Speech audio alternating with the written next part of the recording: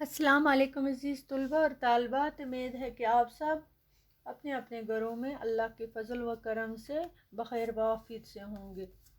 تو بچوں، جماعت ساتویں ہے، ہمارا مضمون ہے اردو، ہمارا موضوع ہے آج کا برزخانہ کی تاریخی اہمیت، کیونکہ ہم پہلے بھی پڑھ چکے ہیں، ریویژن ہے آپ کو چل رہا ہے۔ تو بچوں، آج اپنی کتاب کھولیے آپ اس وقت اور پیج نمبر 90 پر جائیے، تو ہم آگے سبق شروع کرتے ہیں۔ جو کل ہم نے پڑھا تھا کہ جو یہاں سے کشمیر جب محکمے نے یہ کھدائی شروع کی یہاں برزخانہ میں، تو یہاں بہت سارے آثار انہیں ملے، ان سے پتہ چلا کہ یہ لوگ کیسی زندگی گزارتے تھے اور کس طرح کے گھروں میں رہتے تھے، اور ان کے گھریلو سامان کی چیزیں کیسی ہوتی تھی، اور یہاں کی بستی کی تہذیب کے بارے میں کچھ معلومات فراہم ہوئے۔ اس وقت برزخانہ کی یہ قدیم تہذیب پتھر کے زمانے کی تہذیب تصور کی جاتی تھی۔ ماہرین نے اس تہذیب کے 4 ادوار یا زمانہ متعین کیے ہیں۔ برزخانہ کے لوگ رہتے تھے بچوں شروع میں گڑھے نما غاروں میں زندگی بسر کرتے تھے، اور انہیں دریافت ہوا، جب وہ گڑھے دریافت کیے تو وہ 3 سے 4 میٹر گہرے تھے اور 4 سے 5 میٹر چوڑے تھے۔ تو بچوں، اس سے آگے بھی پڑھتے ہیں ہم۔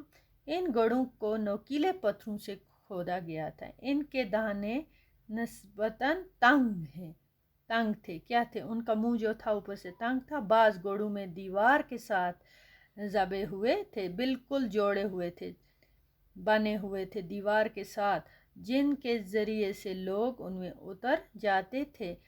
دہانے پر کھمبے گاڑنے کے نشان پائے جاتے تھے۔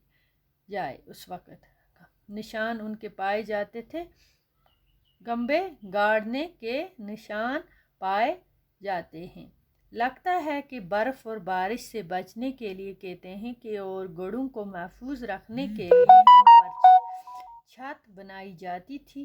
یہ چھت بوجھ پتھر کی ہوتی تھی، وہ جو کاغذ ہوتا ہے نا برز کا، جس پر پہلے وقت میں لکھتے تھے، اسی کے پیڑ کی یہ چھت بنائی جائے۔ گڑھوں کے باہر اور جلانے بوجھ پتھر سے ان کے استعمال کا پتہ چلتا تھا۔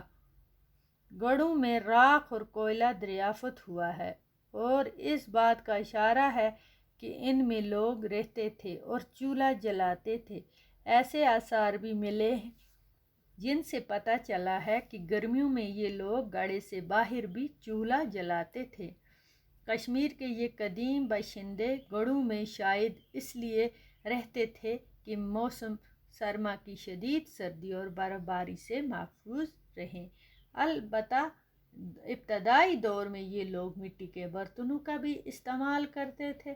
جہاں جو برتن دریافت ہوئے ہیں اس وقت ملے ان کو، وہ بے ڈنگ ہیں، سیاہ مائل رنگ کے۔ ان برتنوں کی باہری سطح پر گھاس کی بنی چٹائیوں کے نشانات ہیں۔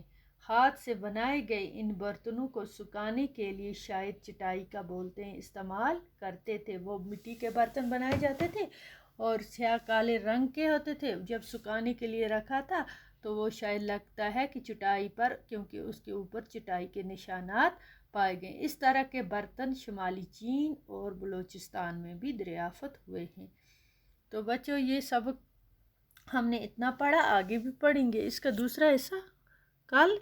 تب تک کے لیے خدا حافظ۔